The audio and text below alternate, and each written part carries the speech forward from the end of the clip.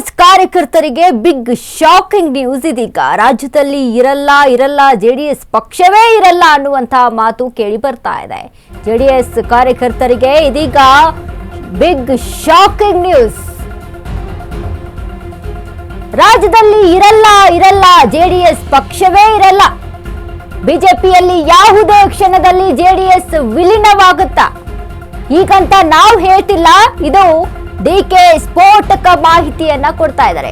Local ಸಮರಕ್ಕೂ ಮುನ್ನ DCM ರಣಕಹಳೆಯನ್ನ ಊದ್ತಾ ಇದ್ದಾರೆ.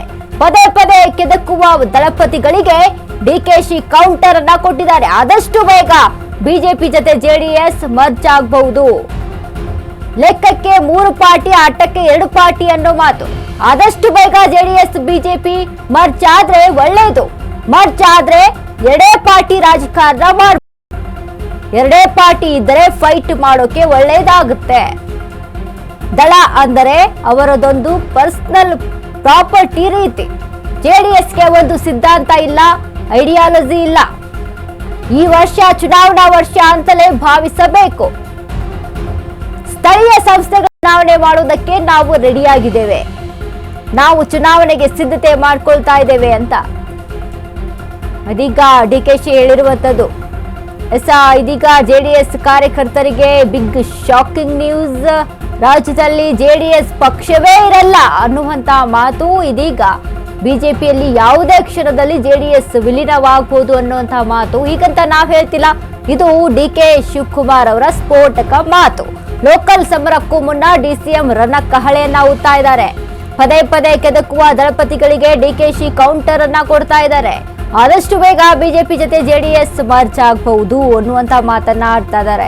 ಇನ್ನು ಲೆಕ್ಕಕ್ಕೆ 3 ಪಾರ್ಟಿ, ಆಟಕ್ಕೆ 2 ಪಾರ್ಟಿ ಅನ್ನೋ ಹಾಗಾಗಿದೆ ಈಗ.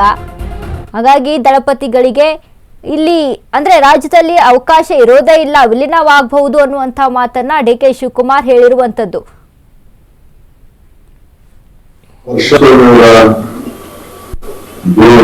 ಬಿಜೆಪಿ ಸಚಿವರೇ ಮರ್ಜ್ ಆಗಬಹುದು ಅಂತ ಕಾಣ್ತದೆ. ಮರ್ಜ್ ಆದ್ರೆ ಮತ್ತೆ ನೇರ 2 ಪಾರ್ಟಿ ಜೊತೆ ನಾವು ಫೈಟ್ ಮಾಡಬಹುದು. 3 ಪಾರ್ಟಿ, ಲೆಕ್ಕಕ್ಕೆ 2 ಪಾರ್ಟಿ, ಆ ತರ ಇರುವೆ ಎಷ್ಟು ಜನರು ಅವರು ಮರ್ಜ್ ಮಾಡ್ಕೊಳ್ತಾರೆ ಅಲ್ಲೋದು ಅಂತ ನಾನು ಭಾವಿಸ್ತೇನೆ.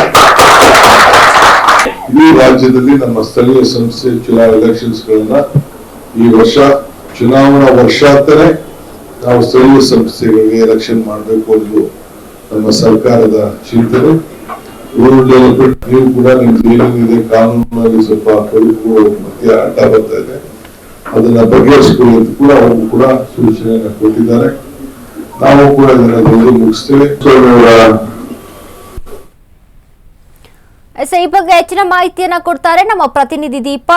ದೀಪಾ, ಇದೀಗ ಡಿಕೆ ಶಿವಕುಮಾರ್ ಆಡಿರುವಂತ ಈ ಒಂದು ಮಾತು ಅಂದ್ರೆ ಜೆಡಿಎಸ್ ಪಕ್ಷ ರಾಜ್ಯದಲ್ಲಿ ಇರೋದಿಲ್ಲ ಅನ್ನುವಂತ ಈ ಒಂದು ಮಾತೇನಿದೆ, ಇದು ಬಾರಿ ಒಂದು ರೀತಿಯಾಗಿ ಸಂಚಲನವನ್ನ ಸೃಷ್ಟಿ ಮಾಡ್ತಾ ಇದೆ. ಏನೆಲ್ಲ ಅಪ್ಡೇಟ್ಸ್ ಇದೆ ಈ ಬಗ್ಗೆ? ಯಾವಾಗ ಜೆಡಿಎಸ್ ಮತ್ತು ಬಿಜೆಪಿ ಮೈತ್ರಿಯನ್ನ ಮಾಡಿಕೊಳ್ತು ಆಗಿನಿಂದಲೂ ಕೂಡ ಕಾಂಗ್ರೆಸ್ ಒಂದು ಆರೋಪ ಜೊತೆಗೆ ಒಂದು ವಿಚಾರವನ್ನ ಪದೇ ಹೇಳ್ತಾ ಇರುವಂತಹದ್ದು, ಬಿಜೆಪಿ ಜೊತೆ ಜೆಡಿಎಸ್ ಮರ್ಜ್ ಆಗಿ ಹೋಗುತ್ತೆ, ಕರ್ನಾಟಕದಲ್ಲಿ ಜೆಡಿಎಸ್ ಅನ್ನುವಂತಹದ್ದು ಇರೋದಿಲ್ಲ ಅನ್ನುವಂತಹ ಮಾತುಗಳನ್ನ ಹೇಳ್ತಾ ಇತ್ತು. ಅದರ ಬೆನ್ನಲ್ಲೇ ಇವತ್ತು ಮತ್ತೆ ಅದನ್ನ ಪುನರುಚ್ಚಾರ ಮಾಡಿರುವಂತಹದ್ದು ಡಿಕೆ ಶಿವಕುಮಾರ್. ಬಿಜೆಪಿ ಮತ್ತೆ ಜೆಡಿಎಸ್ ಆದಷ್ಟು ಬೇಗ ಮರ್ಜ್ ಆಗುತ್ತೆ ವಿಲೀನ ಆಗುತ್ತೆ ಅನ್ನುವಂತಹ ಹೇಳಿಕೆ ಕೊಟ್ಟಿರುವಂತಹದ್ದು ಎಲ್ಲ ಒಂದ್ ಕಡೆ ಮತ್ತೊಮ್ಮೆ ಅದನ್ನ ಪುನರುಚ್ಚಾರ ಮಾಡಿದಂತೆ ಕಾಣ್ತಾ ಇದೆ. ಇವತ್ತು ಪಕ್ಷ ಸೇರ್ಪಡೆ ಕಾರ್ಯಕ್ರಮದಲ್ಲಿ ಜೆಡಿಎಸ್ ಏನು ಗೋವಿಂದ ರಾಜು ಇದ್ರು, ಅವರು ಕಾಂಗ್ರೆಸ್ಗೆ ಸೇರ್ಪಡೆ ಆಗುವಂತಹ ಏನು ಕೆಪಿಸಿಸಿ ಕಚೇರಿಯಲ್ಲಿ ಕಾರ್ಯಕ್ರಮ ಇತ್ತು. ಆ ಕಾರ್ಯಕ್ರಮದ ವೇಳೆ ಮುಂಬರುವಂತಹ ಚುನಾವಣೆಗಳ ಸಂಬಂಧ ಮಾತನಾಡ್ತಾ ಇರುವಂತಹ ಸಂದರ್ಭದಲ್ಲಿ ಈ ಮಾತನ್ನ ಹೇಳಿರುವಂತಹದ್ದು. ಎಲ್ಲೊಂದ್ ಕಡೆ ಜೆಡಿಎಸ್ ಸದ್ಯಕ್ಕೆ ಮೈತ್ರಿ ಇರೋದ್ರಿಂದ ಅಂದ್ರೆ ಕೇಂದ್ರದಲ್ಲೂ ಕೂಡ ಮೈತ್ರಿ ಇದೆ, ಆದ್ರೆ ಲೋಕಲ್ ಅಲ್ಲಿ ಮೈತ್ರಿ ಆಗೋದಿಲ್ಲ ಅನ್ನುವಂತಹ ದೇವೇಗೌಡರ ಹೇಳಿಕೆಯ ಬೆನ್ನಲ್ಲೇ ಇದೀಗ ಡಿಕೆ ಶಿವಕುಮಾರ್ ಹೇಳಿರುವಂತಹದ್ದು ಚರ್ಚೆಗೆ ಗ್ರಾಸವಾಗಿದೆ. ವನಿತಾ, ಧನ್ಯವಾದಗಳು ದೀಪಾ ನಿಮ್ಮೆಲ್ಲ ಮಾಹಿತಿಗೆ.